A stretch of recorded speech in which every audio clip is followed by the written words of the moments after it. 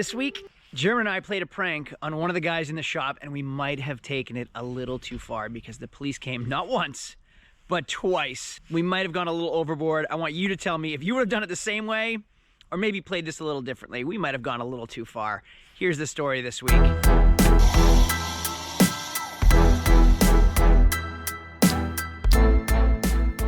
Let's tell the story. So the police got called on us again, and this time it was for a prank. So let me get this straight to everybody out there. If you're over 18, you're an adult. You are a damn adult. If you have a job, you have responsibilities, you gotta be here on time. We have a guy, doesn't matter how many times we say it, he just doesn't care. He leaves stuff everywhere, he doesn't show up on time. We can't get through to him. You've tried, yeah. I've tried, we cannot get through to him. So today, it snowed. German's here, I'm here, we're pushing snow off 30 plus cars, starting dead batteries, doing all the work. This week, we had to do inspections for him. We had to pick up his pizza boxes for him. We had to pick up his state inspection tools for him. He does none of it. We can't get through to him. So today we're gonna prank him. And it kind of backfired on us so far. We don't know what kind of reaction we're gonna get. We were texting back and forth. He said, I'm sorry. I said, sorry, it doesn't matter anymore. You're not sorry if you could keep doing the same thing you've already been doing. So not only did German and I get here on time, we actually got here early to start shoveling 30 cars worth of snow. Sean, in the meanwhile, was sleeping. Now, the reason I was so upset was not because I was just doing his job. It's because I was supposed to be at my 80-year-old grandfather's house helping him push snow. So because I couldn't be there, my grandfather was doing it himself. You want to tell him what we did? Yeah. So we took his toolbox and put it on the side of the road, took a picture, and sent it to him. So he thinks all his stuff is outside. So we open at 10 o'clock. 10 o'clock is pretty much midday. That isn't even early to be here at 10 o'clock. So I gave him a deadline. He said by 12:30. So I gave him a countdown, and at 12:30 I took a picture of his box out in the street and sent it to him. So I said, that's it. You're done. Get your car out of here. Get your toolbox out of here. No more favors. You wanted tires? I fronted you money for tires. You still owe me tires. You want a piece of junk car sitting here? No problem. Leave it here till you have the money to get it fixed. You need favors? I'll do you favors. But one hand washes the other. It can't be all single-sided. You can't be showing up late. You got responsibilities. We need you here, so we're not doing your job. So today we moved his toolbox out to the road and told him, if you're not here in 45 minutes, the toolbox is going out in the road. He wasn't here in 45 minutes. We wheeled the toolbox out, took a picture of it, sent it to him, and said, it's out there. You gotta come get it or someone else is. So here's the whole story. What happens when one of the mechanics repeatedly cannot get to work on time?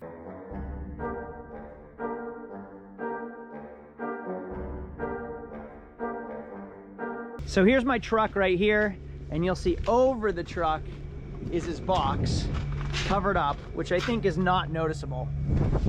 And then going in the garage,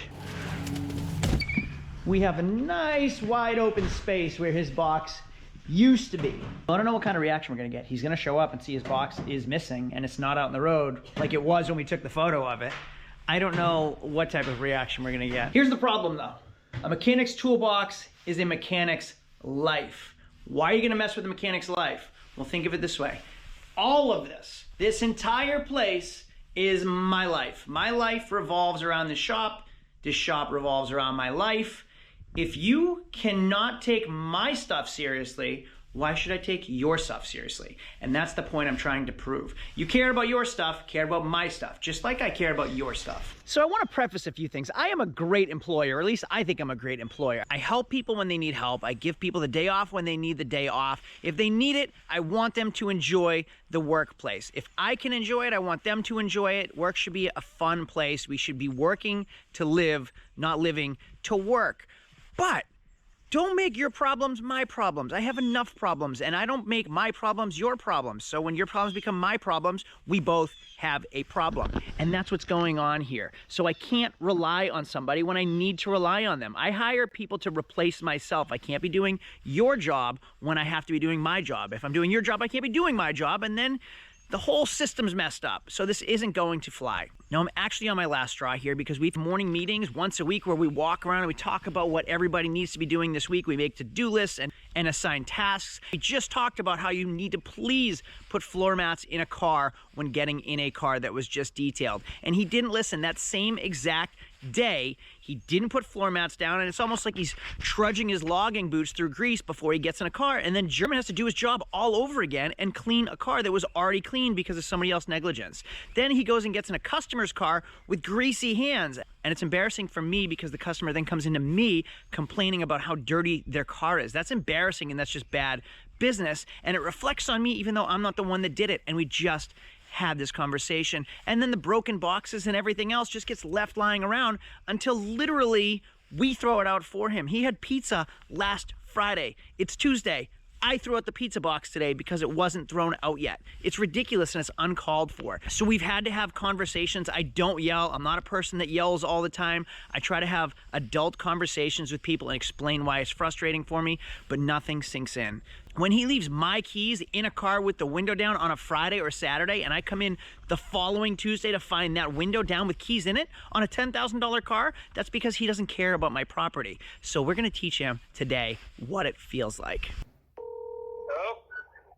Hi, is this Sean? Yep. Do you know who this is? No. Okay, we're calling you regarding a toolbox that I was told was being given away out front of a shop in Danville. Yes. Is that yours? Yes. Okay, is it for sale or is it being given away? I'm not really clear. So, I lost my job today and my boss put it out on the side of the road. Oh, you lost your job. Yeah. So that's why you don't need the box. No, I do need the box. Oh, so the tools are for sale and not the box? No, nothing's for sale. So it's free? No, it's not free. Oh, I was told it was, I could take it, but I didn't know if I had to pay him for it or something. He said you might be here soon though. Should I just wait for you? I don't mind waiting. How far till you're here? About 45-ish. Oh. Half hour. Oh, gee, what do you live far away? Yeah.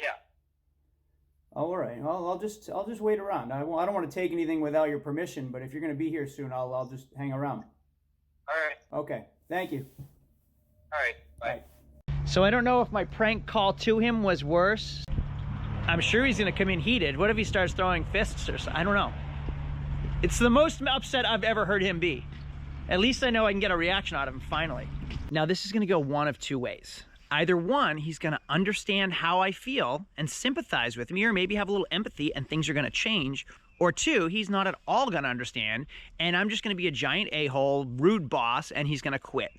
I'm hoping it's the first because I like him and I want him to stay. I just want him to understand what I feel like when he doesn't listen, when he doesn't care about my property. That's the only purpose of this prank. He called the cops. I hate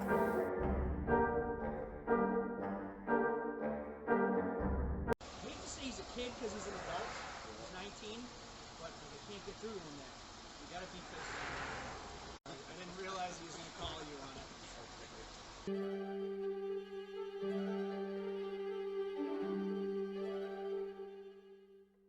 I wasn't expecting him to call the police. I guess I would too if somebody was messing with my stuff, but honestly, it's 12:30. We're supposed to be here at 10. 10 is the middle of the morning, mid-morning. Like, it's almost the middle of the day. You can be at work at 10 o'clock. Take care of your stuff and be at work. 10 is a reasonable hour. That's why I set it for 10 o'clock. 12:30, 2.5 hours. He was 2.5 hours late to work, and that's why we rolled his box out and took a picture and sent it to him. I have to put a little fear in him. I want him to be as frustrated as I am right now. He's here. This might go really bad.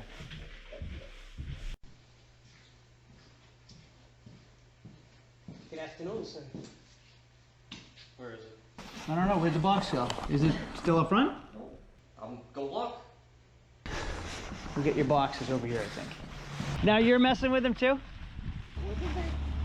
You didn't send a kid over here today? No. There was a guy asking about it, but I told him to wait for you to show up.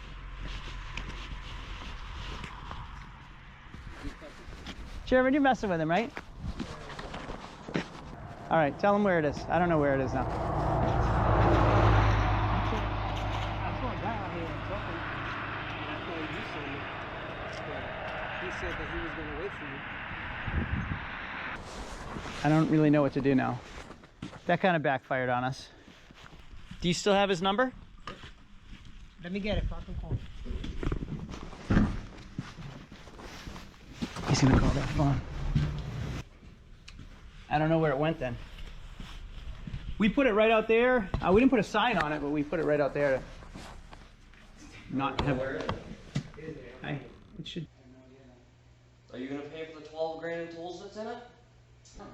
I don't know. We left it out there. I don't care about any of this property. All right, cool. And the reason I say I don't care about any of this property and have no respect for this property is because clearly you have no respect for any of this property. German and I shoveled 30 plus cars today. My grandfather's 80 years old. I was supposed to be there this morning to help him shovel. So for all I know, he's on the ground having a heart attack. I don't know, but you don't care. The thing is, I don't make my shit your shit. I just ask you to do your job, right? You can't do that. All you say is sorry. Your sorry doesn't mean anything because you just keep doing the same thing over and over. So I don't care. If you don't care, I don't care. I've always said that before. If you want to act like a kid, be a kid somewhere else. All right? If you want to be an adult, I'll do you the favors of leave your piece of car here. I'll pay for your tires and you can pay me back. I'll give you a raise without you asking. I'll do all those things because those are adult things. If you want to act like a child, I'll treat you like a child. That's what I say to my kids. If you're an adult, I'll treat you like an adult. If you respect my stuff, I'll respect your stuff. If you don't respect my stuff, I don't respect your stuff. That's all it is. You treat me that way, I treat you that way. Pretty even. Now you know how I feel about all of my stuff. Would you say your box is your life, pretty much? Pretty much, yeah. And you just all throw it of away. all of this is my life. So when you don't care about my life, remember how I always say you just basically say F you without saying F you? That's how I feel. Now you know how I feel. If you want, we can just go roll your box back into wherever you want it. We left it right out there.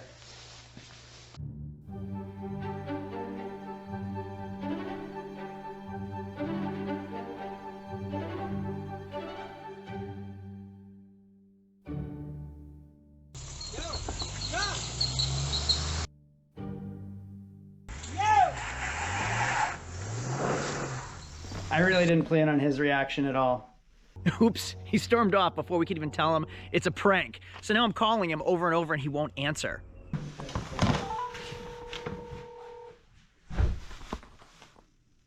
Your call has been forwarded. He just texted me and said state police is on the way. I think I let this prank go on a little too long. Call me. No, it was a joke. Your box is here. Oops. Okay, now I've gone too far. The police department in my town got a call from the state police saying that I gave away a $12,000 box or it was stolen or something, so now he's back here. And I can only imagine that he's frustrated, which kind of stinks because I really, really like the police officers in my town. They treat me really fairly. They're great people, and it's a small town, so everybody likes each other and everybody knows each other. I don't want the police here having to deal with my business, especially if I didn't do anything wrong for a prank. If they have to come to my shop, it's embarrassing for me. So I explained to the police chief what I'm trying to do, and he actually chuckled when I said it.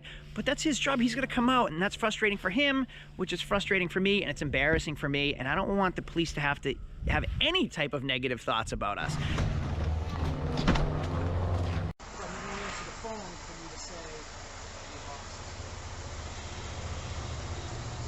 So now they're here and I had to explain, which is embarrassing for me. I'm sorry. The prank went too far. I'm trying to call him and he won't answer. So the chief called him, got a hold of him, and now his girlfriend's coming out instead of him.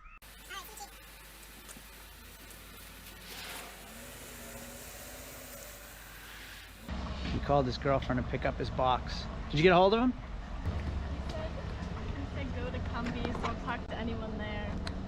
Who, you? Yeah. Or me? Me. Oh, all right. So should I go there and tell him that no one took it? Yeah, that's fine. You can tell him. Okay. Yeah, tell him his box is here. We just hit it on him. All right? He's gonna be so mad. Well, now he knows how he makes me feel all the time. All right? His box is here, though. All right?